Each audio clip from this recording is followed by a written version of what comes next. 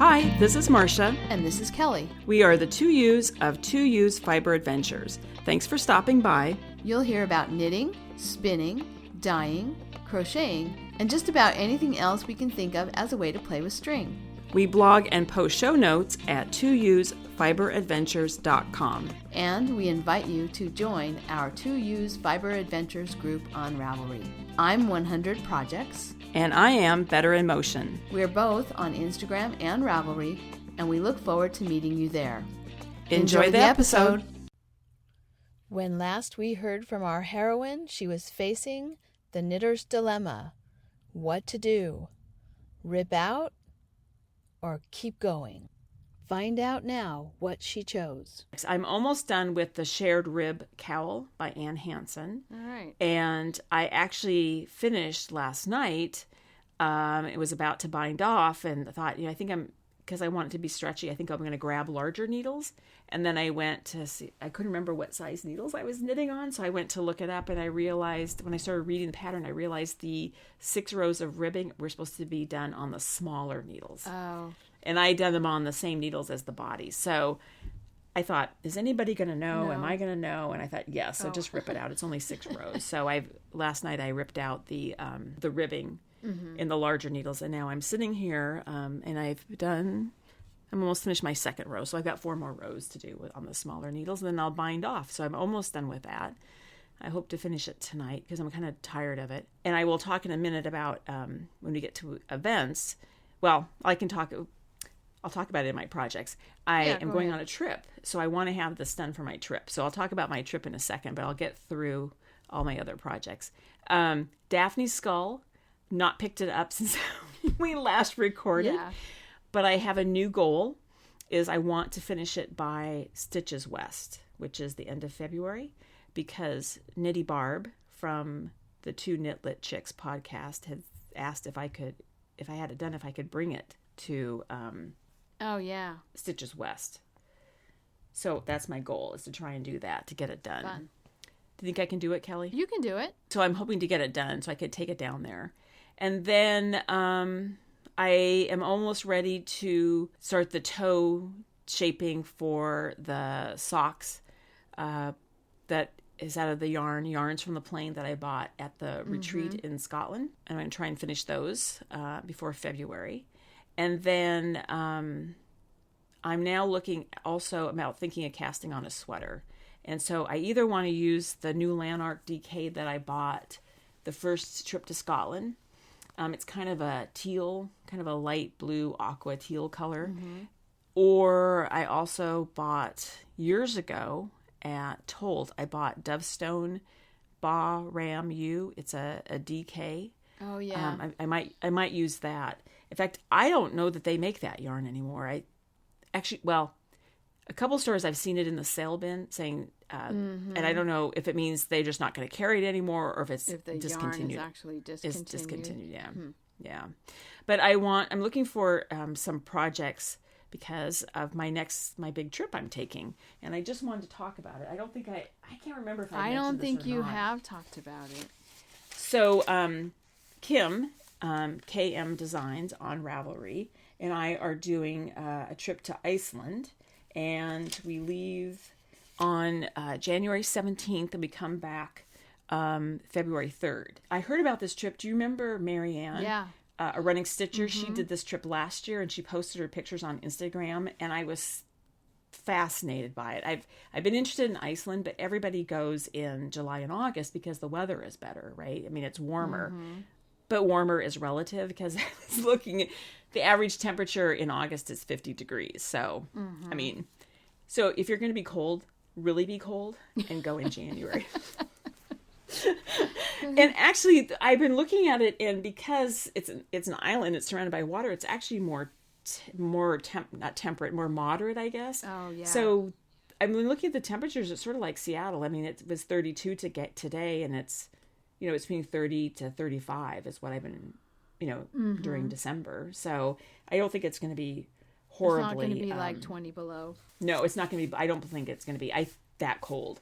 I think what makes it feel really cold, though, is I've been reading and watching YouTube videos about it, is the wind will pick up. And when the wind is blowing. It seems really, really cold. So anyway, I will report. I'll talk to Kim about it. I think we're planning on doing dispatches. Oh, good. I just wanted to mention too who we're going with, because we're actually doing a tour. We're not doing this on our own, and which we're kind of excited about the fact that we just are going to get off the plane and just be there and not have, it's all just going to be thought out for us. That's not what we've done before. But there's a pattern designer and teacher. Her name is Kat Bordy, and it's her trip that we're doing. It turns out she's having, I guess she's having some health issues. I don't know what they are, but she's not going to be going on the trip. We have another teacher, and I was going to tell you her name because she's Janine. I think it's Baujuice. It's Bajus.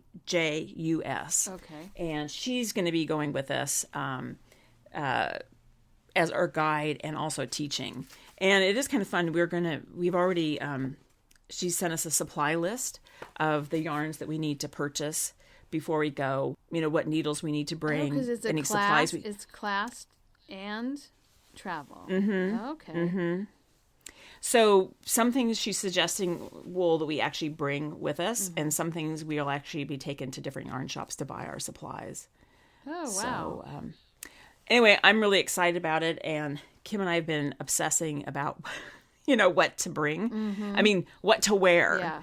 And so I think really what we just decided is many, many layers, light layers, Yeah, light layers yeah. you just take on and off. So, but, so we'll record again, before I leave, but, and then I'm hoping we'll be able to send dispatches too and post pictures. So but as I say, I'm trying to figure out what sweater I want to cast on, because I want to bring a sweater to work on. And then I was also thinking, I have some of our yarn from our shop that I was going to bring to knit a shawl. So I'll report on all of that at a later date. But so to be decided. Yes, to be decided. Cool. Well, that sounds like a really fun trip. I know. I'm very excited about it. And it's actually very close. I know. I wasn't really, I knew it was in January, but I wasn't really thinking about how soon it was until I just saw these dates sitting here. So I know. So thank you to Marianne for going last year and just posting these fantastic photos, because she's the reason why we're going, is because of the great pictures she took. And I talked to her last year at Stitches, and that's when she gave me forwarded the information. So anyway, cool. So all right, so Kelly, we need to talk about our different the events that are going on, but also the different kind of contests that we have going on. Yeah. Let's talk about that. Okay, well, I talked a little bit about my weaving and my finished weaving that I had, but lots of people are doing a whole bunch of different weaving things in our winter weave-along, and if you haven't joined us yet and you'd like to, there's still plenty of time, because this weave-along goes all the way until the end of March. So it's a very long-term challenge to get you into weaving. I mentioned in the last episode when Marsha and I were together that I was going to draw for prizes, and I would just post them in the discussion thread. And so I did that for the winter weave-along, and the winner, she's already contacted me, but I'll go ahead and announce it here, is Jill Mabelina, who is Jill from Virginia, and she won one of the skeins of yarn that you bought in New Orleans. Oh, right. So I went ahead and contacted, posted in Ravelry, and I've gotten in touch with her. So I'll be sending that out to her. But it's been so fun to see what everybody's weaving. There's been blankets and double weave and rigid heddle loom projects and just all kinds of different weaving. Ellen from Santa Cruz, she's doing a twining project. It's a rug. So it's a loom that her husband has made her, and then instead of throwing the weft back and forth on the loom, you take the rags, and she's doing strips of fabric, and you actually in some way twist them around the warp threads. Oh, interesting. Yeah, so there's been some really interesting weaving projects, and just like last year was a lot of fun. This year has been a lot of fun. There's a lot of discussion. So anyway, if you want to join us, just jump right in. Don't feel like you have to start at the beginning of, all of the posts. Just jump right in and show us what you're doing. And I haven't yet, I keep saying I'm going to, and I haven't yet put in a finished object thread for the winter weave along, but I will put in a finished object thread because we'll be drawing, drawing from the finished objects also in March. When it ends, we'll draw from the finished objects and do some final prizes. But I wanted to do some prizes along the way because I just thought it was a great discussion, and I really appreciated everybody's participation. And so Marsha and I wanted to post some prizes for that. And then the next one, have you fixed or nixed anything, Marsha? Well, it's not complete, but I have two things. Well, actually I have three things. I did not do very well on any of this, but the one that I've been more successful is not completed, but I have a chair that I bought to use at my desk when I record, and it has a cane seat, and I'm laughing thinking about what I'm going to say. So my brother, who knows everything, said one of the concerns about the cane seat is prolonged sitting with large posteriors and weight. Oh my God. He's basically saying I have a big but it is true. As over the years you can damage it. And so also the chair is just about 2 inches too low, 2 to 3 inches. It needs to be lifted up a little bit for to be more comfortable sitting at the desk. So I'm having a cushion made for it, but what you do to protect the cane from my large ass, pardon my language, it's so funny, we go to the upholsterer to have this cushion made, and it's not possible for us to have any conversation about it that I just don't start laughing because they keep talking about the weight on the seat and they're talking about my weight on the seat. Right. And I just find it just so amusing. But anyway, so I'm having a cushion made that will tie onto the the back part of the chair. But with those, you put a piece of like 1/4-inch plywood on the bottom of the cushion that then is upholstered around that, and then the padding above it. So what it will do is it'll distribute the weight onto the frame as opposed to all of the weight going right onto the cane. So he is absolutely right, and it will be nice to have the extra height, and then also to protect the cane from weight.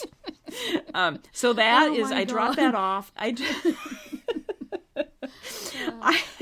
I'm just laughing about it. It's like funny a supportive family. Yes, right. So anyway, I dropped that off at the upholsterer a couple weeks ago, that's good. And so it's not going to be done until after the first of the year. But it's in works. Well, it started, and that's a fix. Yeah, and then the other two things I want to do, and it's just not going to happen. Honestly, it's not going to happen. I wanted to buy the ribbon and attach the ribbon to the front of the cardigans. Yeah. And there was a recommendation of a place up in Snohomish, not too far from where I live, a quilt shop, that they said they have a lot of grosgrain ribbon. And I haven't, I have not made it up there. It's just been too much going on. Yeah. And then the same thing too is the swirl cardigan that we both made. My plan is to take that apart, and again, just too much going on. So I am going to do that at some point. I just not in time for this contest, and that's okay. I'm fine with that. Yeah, it's fine. I haven't done very well on this either. I do have a project in my Ravelry project pages where I've put the things that I was thinking I wanted to do. And most of it is socks. One of them is my Acorn Trail sweater that needs to have grosgrain ribbon, and I know I'm not going to get to that before the new year. But with these socks, I think there's something, because I think most of them are just going to get ripped out. I have 3 pairs of socks that I have to do something about, and so I'm going to rip those out. I did actually do one fix that I don't have in my project page. Remember the cowl that I was working on when I came when Janice and I drove up for the dye workshop? It's made out of silk. It's 100% silk, and it's 4 different colors. It's yarn that I bought at a Yarnless Ravel last year when I met with a bunch of our Bay Area knitting people. And I wore it when we went camping. I can't remember the last time we went camping. But anyway, I wore it when we went camping. Oh, Robert's birthday. And what I noticed was I had a burn mark on it. So some ember, flew up and hit my cowl. And so there was this dark spot, and I thought, oh, I wonder what I got on this. And then I realized it was burned. And when I started looking at it more, I realized that it was, it was burned enough that it was going to burn through the yarn. So I went ahead and got the scraps and duplicate stitched and mended. And then after I got the duplicate stitching in a good size section of it so that it wouldn't matter if those original threads unraveled, then I picked off the burnt part, which, broke the yarn, the original yarn, but took off the spot. But the duplicate stitching that I had done, is there now to hold it together. So I did actually get a fix in. I was highly motivated to do that fix before the burn spot broke, and then I had a hole that was a lot harder to repair. So I did that almost immediately when I saw it, and I in fact I wore that cowl today on my walk. So I use that a lot. That cowl gets a lot of use. So I wanted to make sure that it, that it was going to last. It held up. Yeah. So I do have one fix. And I have a bunch of nixes that I haven't really started doing. There's one that I was thinking, I'd kind of like to just start that project again, is a cabled sock cuff. But I think the reality of it is that I'm just going to rip it out. Yeah. I think it will be more satisfying to just rip it out. So that's, I think, what I'm going to do. So, marginal success in that. But I think it was a really good idea. A lot of people I think it's really a good got idea, into it and got a lot of stuff done. Well, and I forgot. I have another project that I finished. Oh. Well, it's half finished. Okay. For this Nix It or Fix It. So, and I don't know why I forgot about this because it's the desk I'm sitting at. So I have a secretary. So it's, there's like a, that piece that folds down that makes the desk, and then above it is a glass cabinet, and it's a dark wood. And I had little curios in there. I have some little Bing and Grondel figurines, and I have photographs in there. And anyway, you really couldn't see them, and so I had the idea of covering it with fabric. So the shelves just slide out. So what I did is I got some linen-like, it's not linen, but linen-like fabric in kind of a light beige that I put on the back of the cabinet, and then just use a staple gun to just tack it into place, and then put the shelving back in. And so it just reflects light back, and so you can see it's not just this dark cave kind of on the wall and all the little things just disappearing in there. And so, but I was looking at it and I thought I still have the dark shelves. So I went out before Christmas and I bought more fabric, and I'm actually going to wrap the shelves. Okay. So that it will reflect light from the top and the bottom. Yeah. So but then Christmas happened. So I'll take a picture of it and post it. So I do have the back fabric on. Nice. And then I think between now and the first, I'm going to finish the shelving, and I'll post a picture of that. So I'm kind of half done. Well, that's good. But you're done with the first half of the project. Yeah. Now, the truth is I couldn't really nix it because even if I didn't cover the shelves, I wasn't going to, because isn't nix it, get rid of it? I'm not going to get rid of it, but I'm fixing it. But still, it was something that you could make better. Yeah. And make more useful.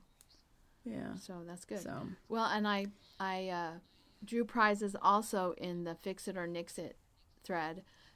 And the winner there was Arctic Woolies, who is Lisa from Alaska. And she also won one of the skeins that you brought home from your trip to New Orleans. Yeah.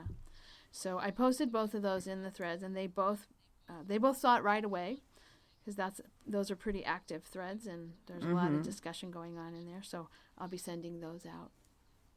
So I think it's a success. People are getting things done that they've been wanting to get done. And even if we aren't getting as much done as we hoped, it's been we made everybody else do it. That's right. That's right.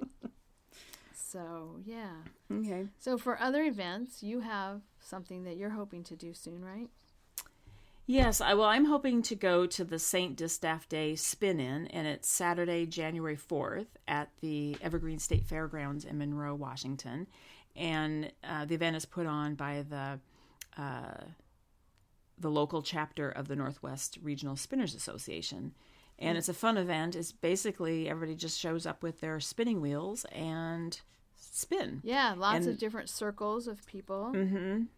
And there is a marketplace, but I have to say it's also just really fun just to go and sit with spinners and just to see all the different types of wheels that are out there. Yeah. And it's just a fun event. They have lots of door prizes and giveaways, and there's a marketplace. Not only just for the fiber and yarn, but a marketplace where people are selling equipment, and that's fun to take a look at that too. Yeah, there was a darling spinning wheel the year I went. Very tempting. Are you going to come up? No, not this year. Because wasn't it last year we went, and I bought that spinning wheel that we assembled too. And that might have been 2 years ago. 2 years ago? Yeah, okay. I think it was 2 years ago. So, and then the other thing that we're both going to be at Stitches West in Santa Clara Convention Center, and that is February 20th through 23rd. Yes. And there's always the Yarniacs and the two Knitlit Chicks always host a podcasters meetup on Saturday, the 22nd, and it's in the lobby bar area of the Hyatt, which is connected to the convention center. And that's a really fun event. Yeah, really fun. Yeah. I just heard not long ago that in 2022, Stitches West is going to be moving to Sacramento, which will be interesting. I mean, it's a long ways away, 2 years, but yeah. But that'll be a big change to have it be in Sacramento. It won't be in my backyard. I know. We have 2 years to figure it out, Kelly, but it's going to be, we're going to have to figure it out how we're going to do this. So, but anyway, if people are there, just shout at us. Yeah. It will be when fun you walk by. It will be fun to see people. Marsha will be the one carrying the skull. Yeah, really. That's true. Maybe I didn't think about that, but I'll have to carry it around. Yeah. Anyway. So, Kelly, let's just take a moment now to talk about 2020 and kind of what our plans are. Yeah, okay. So, I'll go ahead and start. Okay. I have big plans for 2020, partly because so much of 2019 was consumed with my foot. So one thing that I'm planning for 2020 is a half marathon in March, and I've been training. And today I had a really great walk. I really didn't even notice my foot, and I was able to get back to race pace, or what my typical race pace. Oh, this is very exciting news. Yeah, so under 15 minute miles. I was my average for the walk that I did today was 14 minutes and 55 seconds is my average per mile. Wow. And that included stopping at stop lights and stuff like that. So that was really exciting. I have not been able to be under a 15-minute mile since I started back to training. So yeah, almost 5 months. But I'm back at my I'm back to a speed that I was able to do before that I haven't been able to do since then. So super exciting, and we'll see what happens after the half marathon. What I decide to do. I'm going to keep myself from planning anything further, but it feels really good to be back training for a walk. So so I'm hoping for a lot more walking, whether it's for a particular event or an actual just my own training I'm just planning for a lot more walking in 2020 than I had in 2019. Good. Yeah. Well, sort of along those lines, I just put a general category of health. So in parentheses, I put in about weight. I think I had talked about the fact that I had started Weight Watchers, and I had lost about 11 pounds. And I'm... Oh, good for you. Actually, but then the holidays came, and that's a really difficult time for everybody. But this morning, I weighed myself, and I have gained weight, but I've only gained 1 pound. Oh, that's fantastic. I feel really good about that. Yeah. And so I have to say, all of that holiday food, there's sugar, there's more alcohol and things and butter and things I don't normally eat. But I still only, and I didn't track at all. So I did everything wrong, but I only gained 1 pound. And because really you worked yourself to the bone. That's it. But I also think that I kind of think that it really what I feel like today, and all I really had, I had breakfast, which was just I don't know. I think I had some toast and peanut butter, and then lunch I had some vegetables. I mean, I just haven't really felt very hungry after all the stuff that we've been eating, and mostly just water. I just feel really thirsty. I think, yeah, I know it's interesting. After eating all these sort of so-called bad foods, you just want to eat apples and oranges and carrot sticks, Kale. but yeah, that'll last 24 hours, then I'll be back to craving whatever. Yesterday, it was funny because I really was feeling kind of the same way, like, oh, there's just been too much, so much sweets and stuff. But it's funny what your body does, because I'm sitting there and I'm the undecorated gingerbread houses are on the mantle, and I'm sitting there knitting yesterday, and all of a sudden it's like, I just want to get up and go over there and rip a door off of one of those. Rip the door off of one of those houses and eat it. Like, I just wanted a cookie. No, I did not. Oh. I refrained, but it was so funny. I kind of had to laugh at myself because I was thinking the same thing, like, oh, so much food, so much, so many sweets. So, but then my body was like, yeah, give me more. Yeah, give me more. Yeah. Rip that door off of that house. Yeah. But yes, I know it's true. I think it's kind of like the more sugar you eat, the more you crave it. Yes. I think is how it works. But I've heard it has to do with the microbes in your gut, that they're actually telling you what they want when you think you're hungry. I don't know if this is really true, but it makes kind of sense. That when you think you're hungry for something, it's really because they're hungry for something, which is kind of creepy. If you think about the fact that bacteria are telling you what to do. Hey, no bacteria is going to tell me what to do. Right. Only your brother. Yeah, really. That's true. Oh, my gosh. But, anyway, were you going to say something? I was just going to say, along the lines of health, one of the things that I need to do for this training program that I have, and I haven't done it yet, but it's on my plan, is some strength training. I need to start doing some weight work. My foot is not normal.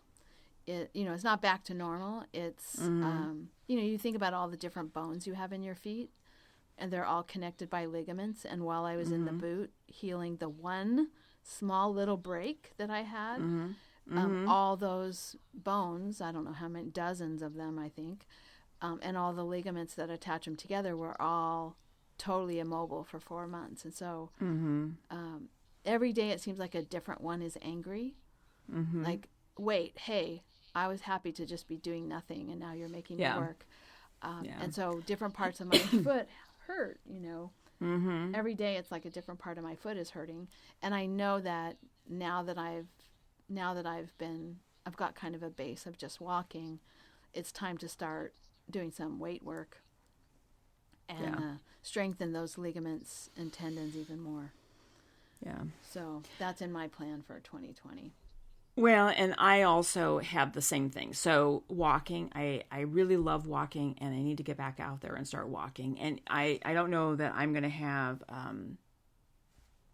like a half marathon goal, but I just want to start doing walks with Enzo and get him more accustomed to long walks. because I mean we walk, but the truth is we're sort of walking at dog walking pace. Yeah. And he needs to, I mean, it'd be good for him to pick up the pace too. Yeah. So I want to work on that. And then along the lines of strength training, I've been having, I'm trying to think when this started. Maybe it was September, I think, that I did something to my right knee. And it was and I'm not aware of any event that happened that caused this, but it was very badly swollen. And I think what it was is the agility. I think that the running and the twisting and turning, and I must have done something to my knee. And so I went to my doctor, which basically she said, ibuprofen and ice. But it still was hurting. And so I started I sometimes think we have to just put together kind of our own care team kind of. And so it was suggested acupuncture. So I went once a week for acupuncture, and it was amazing how much it helped with the swelling.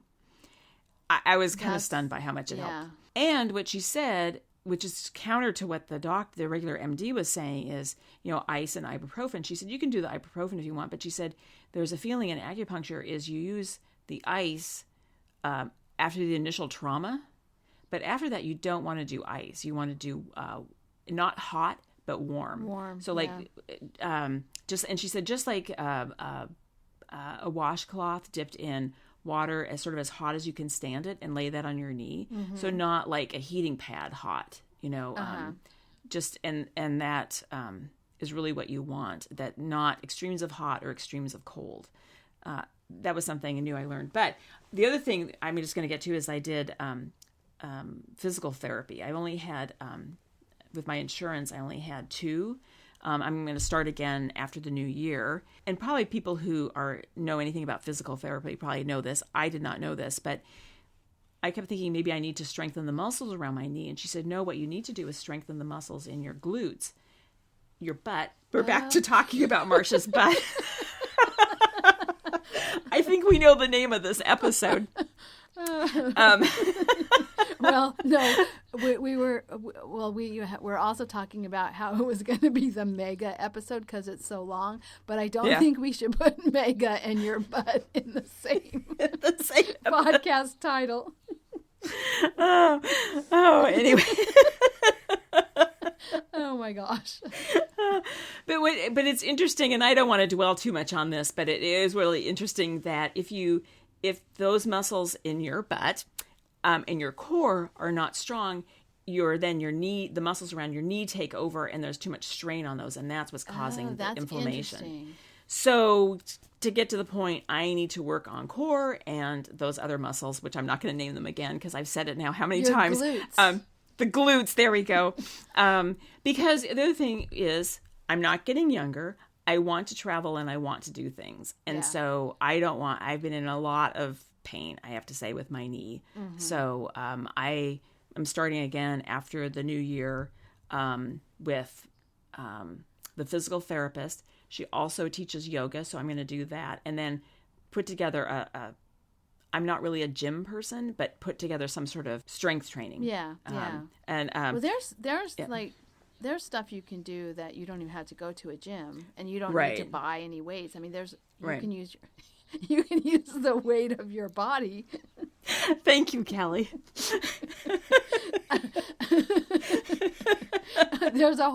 It's called body weight exercise. So it's all about using the weight of your body to give yourself resistance. And so there are quite a few exercises like that I think would be, you wouldn't have to worry about going to a gym if you didn't want to. Yeah. And then the last thing is I said vitamins and attitude. So I have a regimen of vitamins I'm supposed to take. And do I take them? No. And how hard is that? Yeah. I mean, seriously, how hard is that? And then, I think just sort of emotionally, I sometimes go to sort of dark places, and which is not good. And so I'm going to really try on working this year. If I work on sort of the physical aspects, and that I'll feel a bit more energetic and not spending time in those dark places, which I sometimes do. Well, and we both, I think, have talked about how much the walking improves the mood. I mean, my mood is improved. I know it is. And so getting myself out there to do it is important. Yeah. And this is a question it's more of a rhetorical question, but I put it to you and I put it out to our listeners too, is for me, there's things I know that if I do them, I feel better, but I don't do them. And like, what is it that the very simple things, getting some sort of exercise routine, taking the vitamins, that's simple to take your vitamins. Why don't I do that? Well, but I start out really good and then I stop doing it. And I don't know what that's about. Oh, it's partly about developing habits. Mm-hmm. I mean, there's a book I was reading. It's called, I think it's called Habit.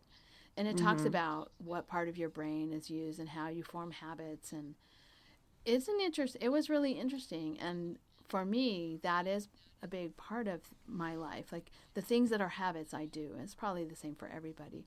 The things that are habits I do. I do them because they're part of my routine, part of my habit. We brush our teeth every day. Yeah, but the things. So why? Yeah, but the things that are new, it's hard to make those into a habit.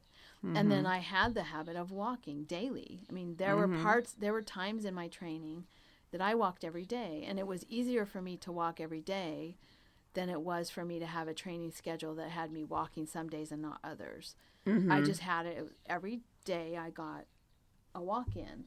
Mm-hmm. And that was part of my habit. And then that had gone away. That went away long ago. I mean, I was still training for something, before I fell, but I wasn't walking in the way that I had been, that I really wanted to be, before that. And I hadn't done that for many years. So, yeah. So there's something to this idea of I should get that book out and I should read it again, start it again and read it. Because it was really interesting. What happens in your brain when you create a habit. Mm-hmm. What else is next on your list? I think one of the things that's next on my list is to kind of balance my interests. Mm-hmm. So walking is one of them, and you can't walk when you're sitting on the couch knitting, mm-hmm. and you can't knit when you're out in the yard gardening, and you can't read an actual physical book when you're knitting. At least I can't. And so all of these things that I like to do, and finding a way to balance them so that I don't find myself, making a butt-sized hole on my couch, mm-hmm. And that I'm actually out doing the gardening that I like to do, and that, I'm not just knitting. I have a crochet project. My spinning wheel is getting some work. I have a weaving project going, and the loom doesn't sit empty for 3 years before I pick up another project. And so trying to get a good balance of those things that I like, not because I think, I should be doing this and I should be doing that, but because I like them, mm-hmm. And I want to do the things that I enjoy and not leave any of those things out. Mm-hmm. And I find myself sometimes getting sort of obsessive about one of those things, and then that doesn't feel good either. Right. I mean, some of it this summer was, as a result of my injury. So I was sitting on the couch a lot, sitting with my feet up. And I was actually getting kind of frustrated with my knitting and frustrated with my crochet. And I wanted to be spinning and I couldn't. And mm-hmm. I wanted to be gardening and I couldn't. But then when I can, why is it that I don't? You know what mm-hmm. I mean? It's like because I couldn't do those things, I was feeling bad. And so then I thought about, well, was I doing those things 6 months ago before I broke my foot? Mm-hmm. No. Why not? So just I think this past year has given me a little different perspective on kind of paying attention to and appreciating all of the things that I like to do, and not getting so focused on one that I neglect the others. Mm-hmm. Because the knitting's not as satisfying if it's like, I get to sit down and knit tonight. Well, that's what I did last night, and that's mm-hmm. what I did this morning, and that's what mm-hmm. I did this afternoon for my break. It's not as satisfying. And so Yeah. So anyway, I want to try to balance things a little bit better. The craft things that I like to do, I want to balance them. Yeah.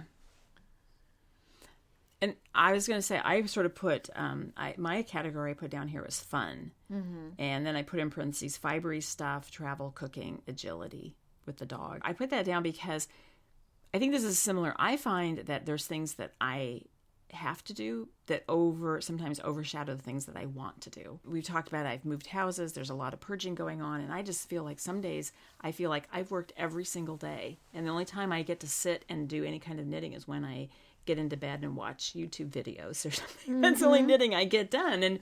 And or I've been having, and yeah, that's the thing is I sometimes feel that I don't get to do the classes I want to take or do the gardening I want to do because there's all these other things that so for 2020, I would like to get the Ballard house rented, just be in this house. So I only have to maintain the one house the same way, because right now I'm still maintaining two houses, going and checking the mail, checking everything every day or every other day. Yeah.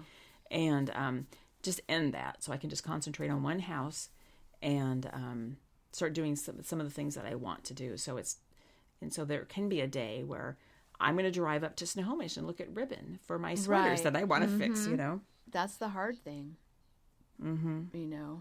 I mean, especially when a lot of people kind of depend on you. Mm-hmm. For me, it's balancing it's balancing things more with work and what, like, am I going to teach an extra class? Oh, the money's nice if I teach an extra class, but it's not necessarily worth it for what I have to give up. Yeah. And actually this gets back to my foot again, but that being so busy and having too many things that I said I was going to do, even if some of them are fun, but too many things that I piled on myself. I mean, I know that's why I fell. Yeah. That night I was getting stuff ready because I had to, because I had some things happening at school, and I was getting stuff ready because you were coming to visit, and I was getting stuff ready because I was going to be at the Knockers retreat, and And you were caring for an old dog? Yeah, and I didn't just have my hands full, literally, when I walked up the stairs, but I had my hands full figuratively, and my mind wasn't on what I was doing. It was in a million places, and that's why I fell. I mean, that's literally why I fell, because I had too much going on and I was distracted. But I also think it was, I think of it like the universe giving me a message. Hey, stop. Mm-hmm. Right? Stop this. You took on way too much at school. You took on way too much in other aspects of your life. You need to just regroup. And so I had kind of some time enforced regrouping that I wasn't so appreciative of at the time. But I do think I've gained something from that experience that I don't want to lose that lesson, So, yeah. I mean, I paid a lot for that lesson. Yeah. The universe didn't have to be so mean about sending you this message. That's right. Yeah. But now that I've paid for this lesson, I had better, put it into practice as much as possible. So, like, for example, this spring coming up, I don't really have much of an overload. I mean, my load is not right on 15 units because it's hard to come up with a combination of classes that does that for you. Mm-hmm. But it's not, it's not 18 units. It's not 20 units. It's, 15 plus a little extra. So, so some of those kinds of things are the lessons I've learned. And, like, I guess that's kind of what you're saying too is, what are the fun things that you want to do, and make sure that those are in your life. Mm-hmm. Yeah. And then you don't go like 3 weeks and realize I haven't done anything fun in the last 3 weeks. Right. It's all been a burden and a challenge. Yeah. Right. Yeah. And a lot of those burdens are things that you chose. Yeah, that's true. Right? I mean, yeah. And I'm not talking just about you, but in general, a lot of those things that you consider to be burdens, if you really look at it, you're like, okay, wait, I did choose this. Mm-hmm. And maybe I could have, well, I saw a Twitter, a tweet on Twitter that I thought was really good. It was this long list of things, for the holidays to help people be more, more okay with the season, because a lot of people have a difficult time in the holidays. And one of the things on this list that this therapist was tweeting was, no is a complete sentence. And I thought, that's perfect, right? I mean, how many times do you just need that one word as a complete sentence? You don't have to explain yourself. You don't have to give a rationale. You don't have to make any kind of excuse. You just say no. If you want, you can say no, thank you. Yeah. But that's a complete sentence and you're done, but we don't do that. People in general, I don't do that. You don't do that. Yeah. As much as we probably should. So anyway, so I'm just going to think a lot about what that lesson was that I got last year. What else? So I have just under fiber, I made a category of fiber. I want to do I've been doing a color work class. I just want to take it like on, I keep calling it Craftsy, but it's not called Craftsy anymore. I've forgotten the name of it now. Blueprint. But, yes, thank you.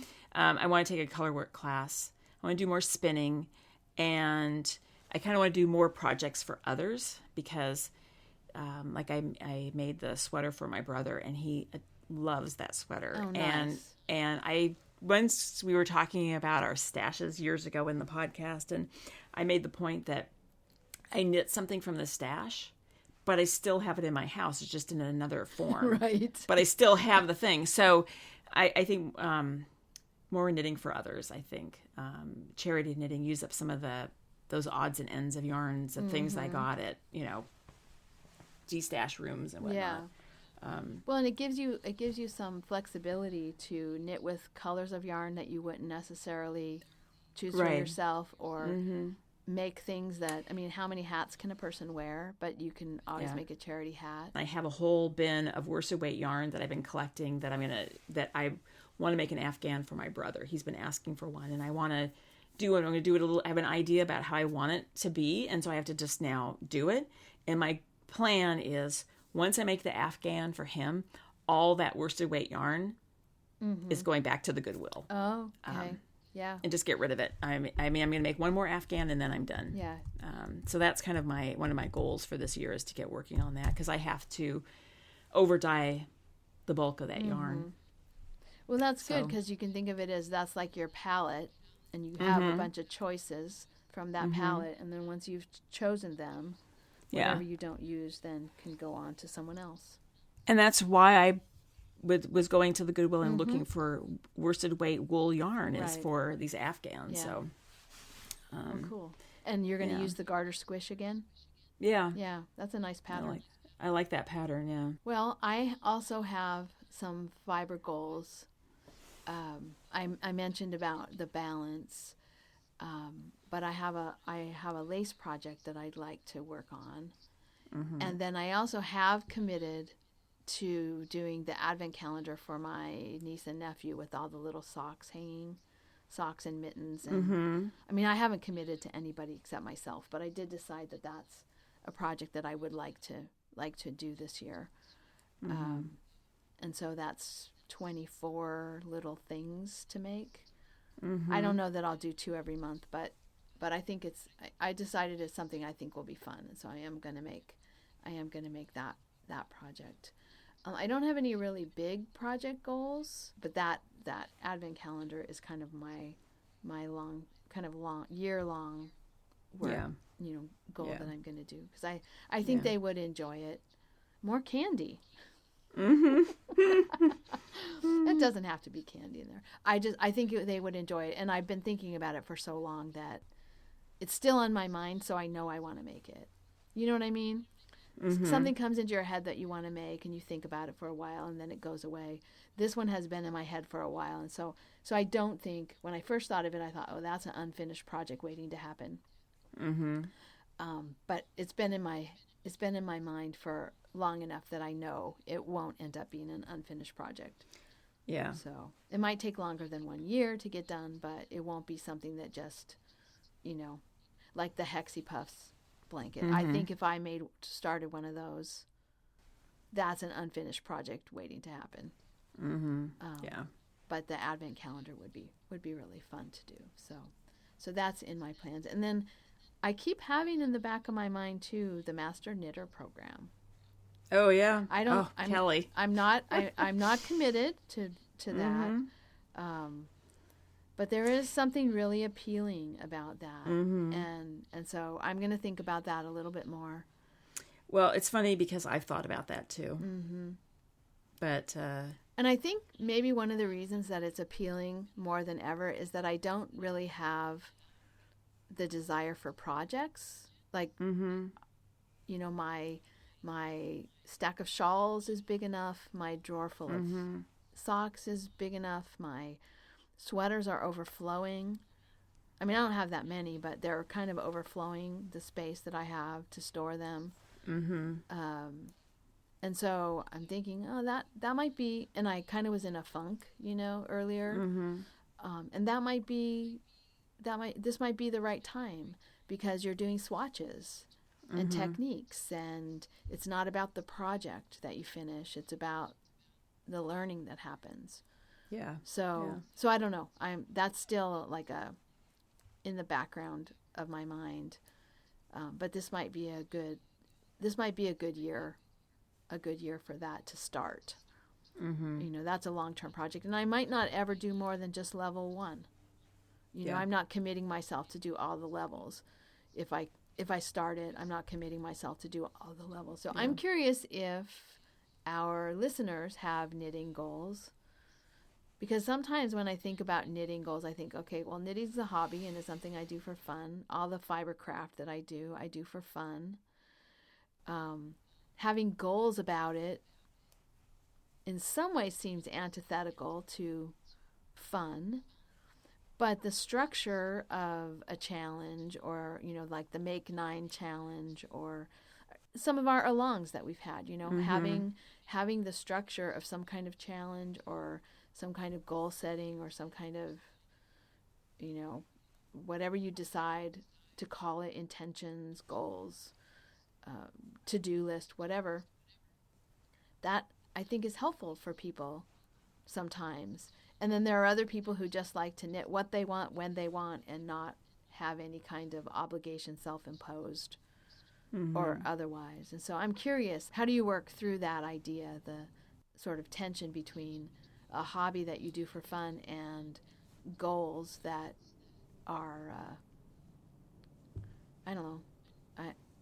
kind of a structure or a set of rules around something that is supposed to be just for fun, or maybe goals are fun. So I've just been thinking about that and how people sort of put that all together. Well, I have one last thing, and it's on my hopes for 2020. Yeah. And I hesitate to bring this up because we are not a political podcast, and I don't even want to talk about it in that term. But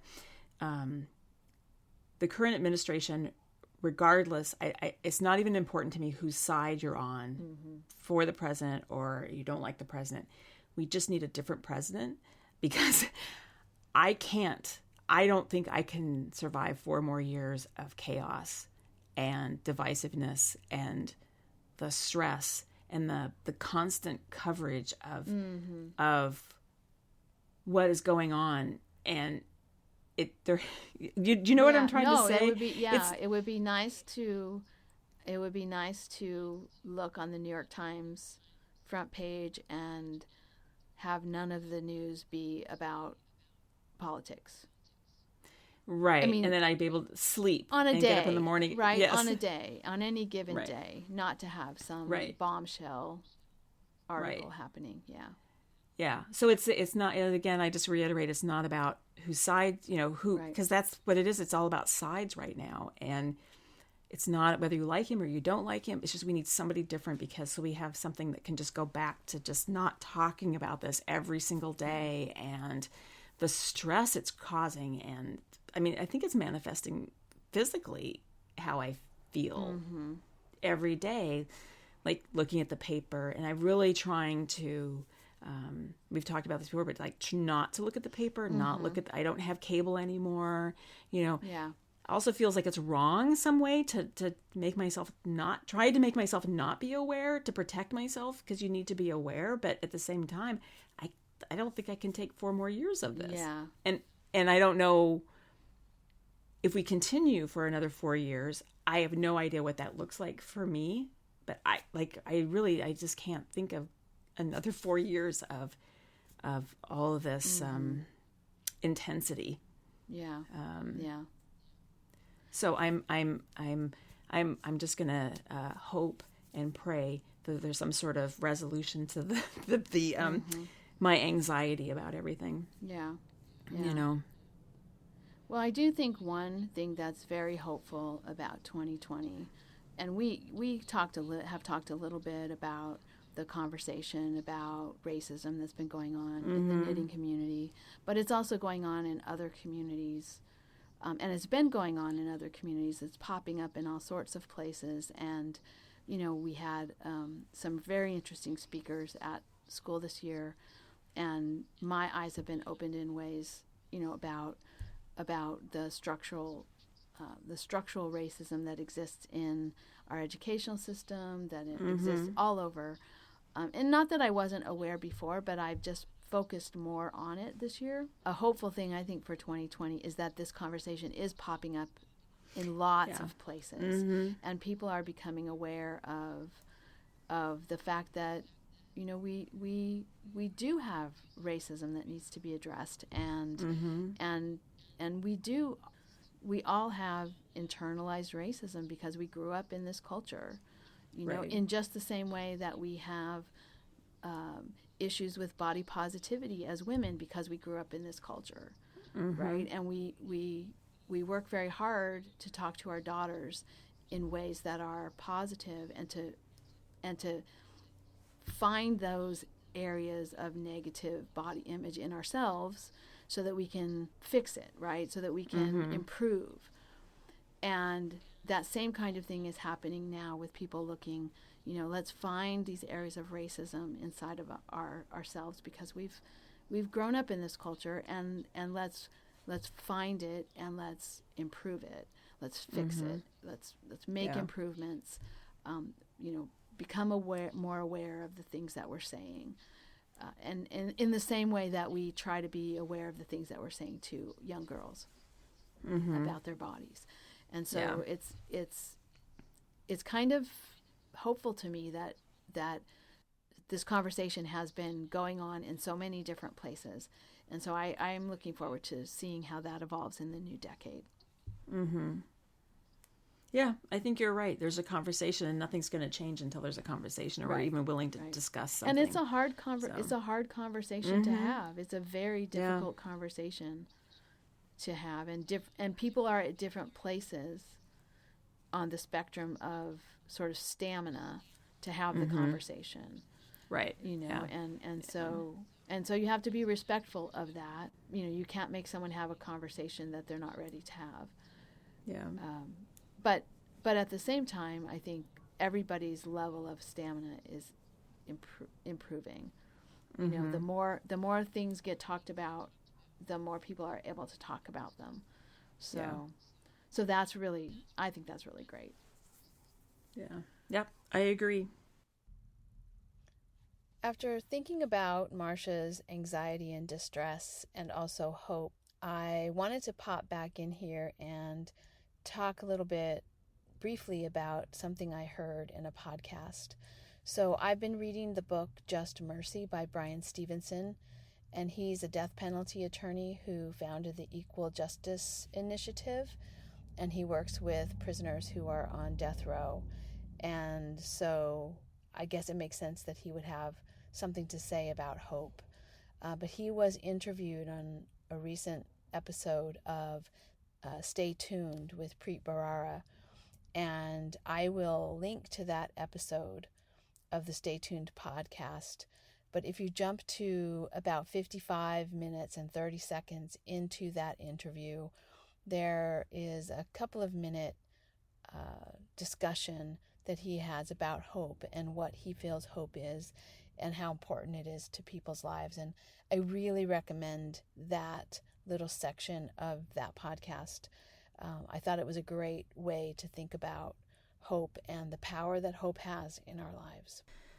So is that it for anything else for our... I don't think so. I think that's it. Okay. That's 2 hours of... the mega butt episode. Right. Oh my gosh. All right, Marsha. Well, that was fun. Yes. Okay. Well, we'll have to figure out how people can even actually listen to this because it's so long. Yeah. So, okay. Well, with that, let's not talk anymore. Yeah. Let's just say goodbye. It was nice to talk to you. Nice to talk to you. Merry belated Christmas and Yes. Happy New Year. Happy New Year. And to our listeners too. Yes. And thank you. Not to make this any longer, but I just want to say thank you to all of our listeners. It's been a really fun 5 years. Mm-hmm. And I never imagined how much fun it would be. I thought it would be great, but I didn't think it would be this great. So thank you, everyone, for your support and for listening and for your comments and for participating in all of our different challenges and alongs that we have. And it's just nice to know you're out there. Even if you don't participate in everything, I see the download numbers, and it's nice. Mm-hmm. It's nice to know that you're all out there listening to us. So thank you very much. Yeah. Yes. All right. Okay. We will say goodbye. All right. Bye-bye. Okay. Bye. Thank you so much for listening. To subscribe to the podcast, visit 2usfiberadventures.com. Join us on our adventures on Ravelry and Instagram. I am Better in Motion, and Kelly is 100 Projects. Until next time, we're the 2 U's doing our part for World Fleece.